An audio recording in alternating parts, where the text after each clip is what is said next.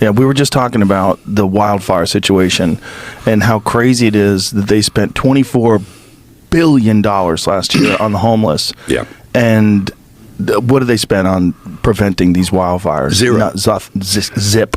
Zip. And in 2019, I think Newsom said, I'm going to take care of the forests and maintain the forests and do all that kind of stuff. He didn't do anything. Didn't do anything. And then on top of that, they cut the water off. Yeah, that's right. Yeah, it's all funny. And then I think all our tax dollars probably went for Gavin's hair gel. I don't know, but it's like, it's sad. It's like the place is just on fire. Well, the whole state is just so poorly managed. It's so frustrating and confusing. And then he gets on TV and pretends like everything's great. Mm-hmm. And California is the best. We have the best state. We have the most amazing economy. And you're out of your fucking mind, dude. You've ruined this state.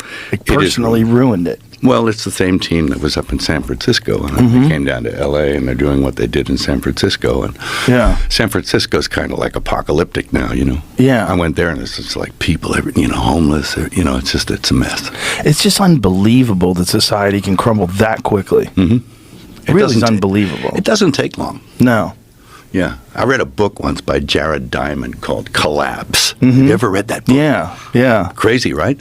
It says all the things you need for a civilization to cave in and collapse. And a lot of the things are present. All those earmarks, the precursors of a collapse, they're present in our time. So it's an interesting observation. Yeah. And we're no smarter than our grandparents, I don't think. Well, that brings me to one of my favorite movies of yours, is Apocalypto. Oh, yeah. When the Mayans were running things, who could have ever thought when they had such an incredibly sophisticated society, unbelievable construction, the stuff that they had built, that one day you just walk through there and there's nothing. Nothing and nobody. In fact, there's something, because it's interesting. Somebody was flying by what they thought was a volcano in the 30s, some buzzboy.